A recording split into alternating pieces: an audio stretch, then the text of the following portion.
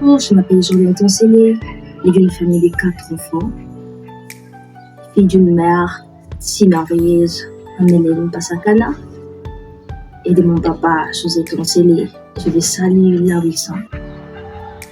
Je suis enfant de Dieu, modératrice, chantre. Je suis venue ici pour faire un entretien avec vous.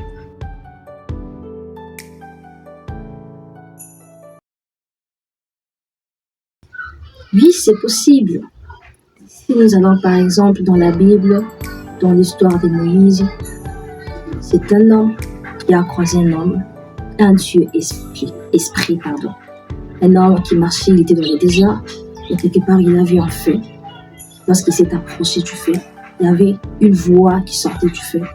Et la voix lui disait, enlève tes babouches parce que l'endroit où tu es, c'est un endroit saint. Donc il y avait un Dieu esprit qui s'est caché dans le physique.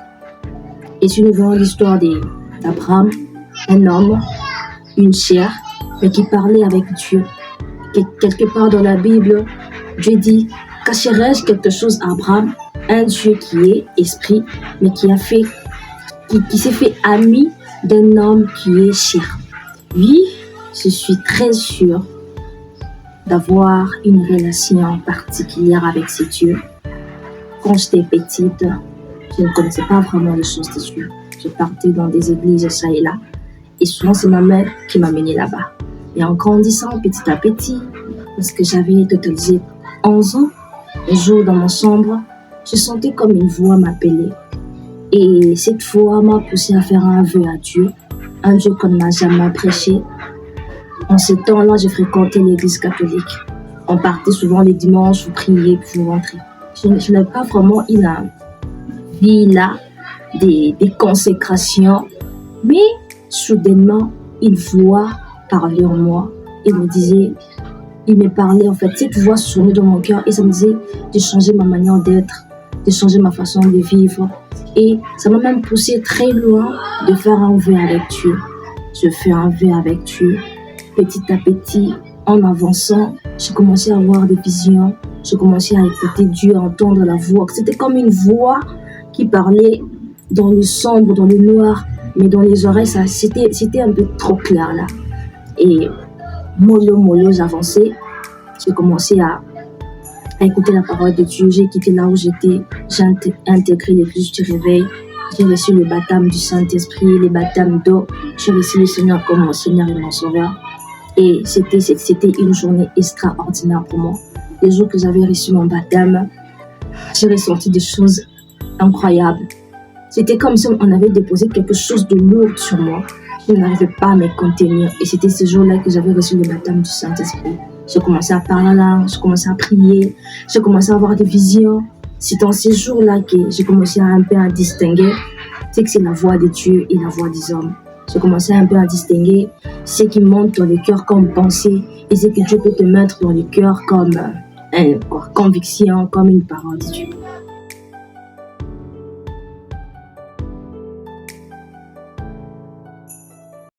Oui, c'est possible qu'une femme puisse avoir un parcours avec Dieu. Quand on regarde la Bible, on voit l'histoire de Marie, mère de Dieu, mère de Jésus. C'était une jeune fille comme toutes les autres. Elle avait une vie un peu particulière avec Dieu. Et elle a fait son parcours avec Dieu. C'était une fille qui craignait Dieu, qui marchait dans la crainte de Dieu. Et Dieu l'a croisée. Et c'était par elle que Dieu a voulu à ce que notre Sauveur Jésus-Christ puisse sortir par elle. C'est possible. Elle avait l'onction de Dieu et Dieu passait par elle.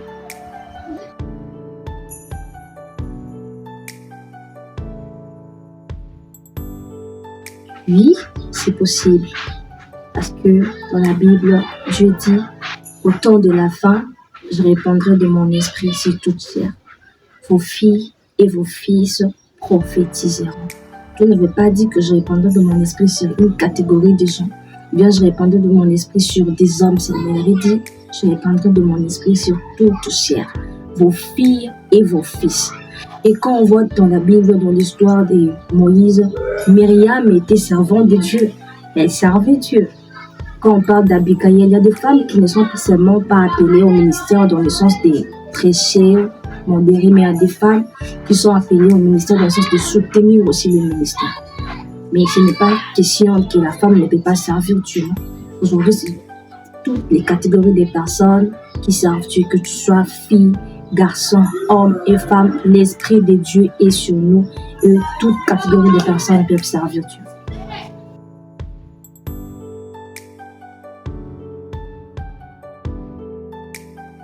Si il m'est déjà arrivé de passer par des moments difficiles, des moments de pleurs, des moments de stress, des moments de solitude, au point que tu n'avais même pas personne qui pouvait te soutenir. Tu étais tellement seul, sans abri, sans consolation.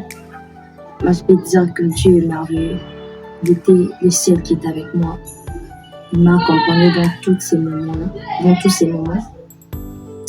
Et il est juste wow. La vie, la marche chrétienne, le parcours n'est pas facile. Quand on veut marcher avec Dieu, il y a des moments de pleurs, des moments de stress, des moments de solitude, des moments où tout le monde devient ton ennemi. Même les gens de ta famille te combattent, l'église te combat, les quartiers, tu es haï par des gens même que tu n'as même pas fait du mal. Mais quand Dieu te donne la mission, quand Dieu seul est ton conducteur, tout se passera dans le miracle. Et je bénis Dieu parce que mon parcours n'a pas été facile. Mais Dieu était là, il m'a soutenu. Quand les gens m'haïssaient, il était le seul amour. Quand les hommes, les personnes de ma famille me détestaient, il était là, il était là pour me recueillir, pour me montrer l'amour. Quand j'étais seule, abattue, il était là pour me consoler. Le parcours n'est pas facile, mais je peux dire que Dieu est juste extraordinaire.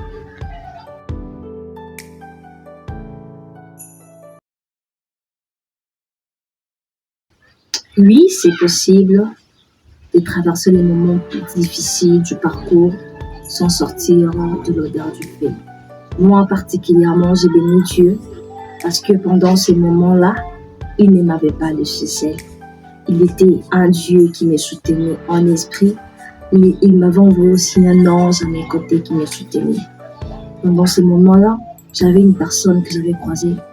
Cette personne était devenue tout pour moi. Mon pasteur, mon coach, mon ami, il me soutenait. Il était comme un indicateur pour moi. Il me disait, pendant ce temps, tu ne dois pas faire ça. Pendant ce temps, tu ne dois pas faire ça. Pendant ce temps, voilà comment tu dois marcher. Et c'est ce que Dieu peut faire. Il dit, aucune tentation ne nous est survenue sans que nous ayons la capacité de le vaincre. Donc quand Dieu t'expose à une preuve, à une tentation, il s'organise lui-même comment il va te faire sortir de là. Soit il peut t'envoyer un ange qui va porter le corps physique, qui sera comme un ami, comme un indicateur, comme moi j'ai reçu la chance. Soit il sait lui-même comment il va t'aider, il va consoler ton cœur pour que tu ne tombes pas dans les pièges du diable.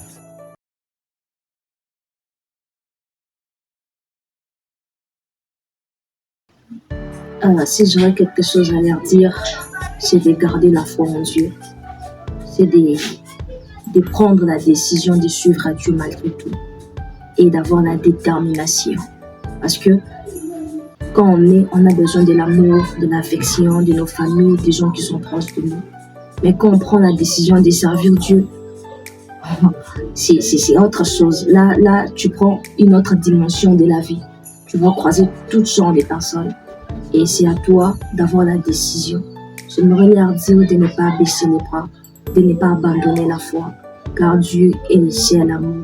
Et j'aimerais encore ajouter de ne pas être des personnes qui sont conduites par les conseils des hommes, par les comportements, les attitudes des gens. Elles doivent être des personnes qui sont juste déterminées de suivre à Jésus malgré tout. Dans mon parcours, c'était pas facile pour moi de servir Dieu dans ma maison. Mon père, c'est un homme très catégorique.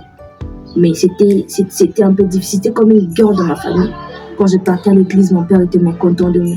Il y avait des moments où il ne voulait même pas me payer les frais parce que je partais à l'église. J'avais pris la décision d'avancer avec mon Dieu. Et quand je partais à l'église, je ne partais pas pour chercher les gains physiques, de chercher l'homme, pour chercher quoi que ce soit. Je partais, je voyais mon Dieu. Et je vous assure que ce que Dieu a fait dans ma vie et ce qu'il compte faire, c'est juste voir.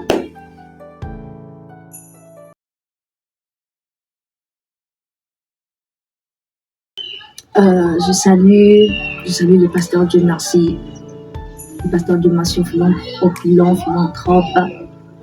Pour moi, c'est un ami, c'est un coach, c'est un papa. Et il est presque dans tout, en fait. Deuxièmement, je salue ma maman, celle qui m'a porté de 9 mois dans les ventres. Une mère si merveilleuse. Je la salue. Et troisièmement, je vous salue toutes les personnes qui sont en train de me suivre. Et que Dieu vous bénisse abondamment. Je vous aime tellement, tellement. Vous êtes des personnes si merveilleuses. Sans vous, on ne pouvait pas passer ici. Je vous aime énormément. Et abonnez-vous à la chaîne Opulent TV. Vous ne serez jamais déçus. Vivre simple et bien.